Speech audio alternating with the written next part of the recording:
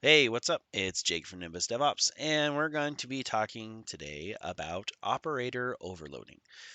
The Python approach to operator overloading is pretty cool, actually. To overload an operator, what that means is you give it a meaning according to the context in which it's supposed to be used. So, for example, let's take the plus operator, like you're doing addition. It means addition when you deal with numbers, but it means concatenation when you deal with sequences, right? So in Python, when you use operators, you're most likely calling the special methods of some objects behind the scenes. You might just not even know that. So like if I called like AK, right, on a dictionary, that roughly translates to like type A dot underscore underscore get item underscore underscore A at K, and we can override these special methods for whatever purposes you have. So for example, let's create a class that stores a string, okay, and then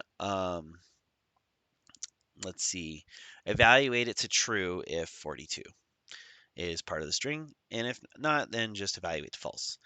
And then we'll give the class a length property that corresponds to that stored string.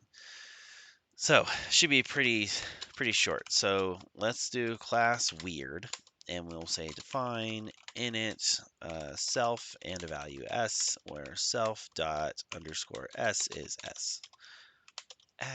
yes. And then let's define our length.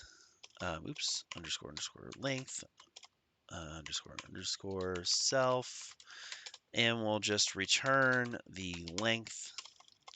Length of self dot underscore s. Oh, this is capital. There we go. Yeah, and then we're going to define our Boolean value. Define bool. We'll take self, and with self we will return 42 in self dot underscore s, and that's either true or false, right? So now, if I were to use this class, I would say weird equals weird, and then pass a string. Hello, I am 9 years old! Exclamation point. Old. Okay, now I could print the length of weird, because I defined what that was, and I should get 24 characters. And I could print the bool of weird, and what I should get is false. Okay. Now, if I made a weird 2 and I said, all right, weird, call the weird class, and I'm going to pass, hello, I am 42 years old. That has 42 in it, right? So now I'll just copy this, paste this down here. So weird length should be 25, and then the bool, because it has 42 in it, should be true. Okay, so let's take a look at this and see if it works. So operator overloading. Trace back. Oh, did you mean underscore s? Probably. Um, underscore self underscore s. Is it line 6? Line 6 and then line 12. Yeah, because line 12, what this is saying is that, hey, line 12 called this module, and when it, or this class, and when line 12 called weird, it went back through here, got to line 6, and I had an extra underscore here, and that's why the line 6 error is second. So if you're wondering why line 6 is below line 12, that's just the order in which it was executed.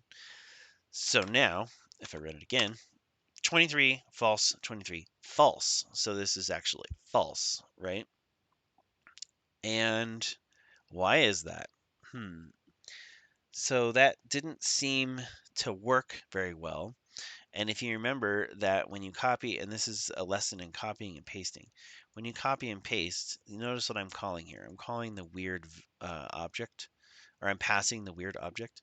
So in here, what we actually want to do is we want to print 2 here. We want weird 2, which is the dead giveaway is when you see the value be the same and you're expecting the values to be different, which I guess I should have typed, I miscounted beforehand, 23 and 24. Then you know it's calling the same thing. And there we go.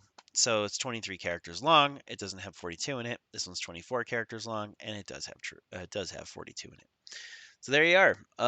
If you want a complete list of magic methods, you can override to provide custom implementation of operators for your classes. You can look at the Python data module in the official documentation and overload things all you want.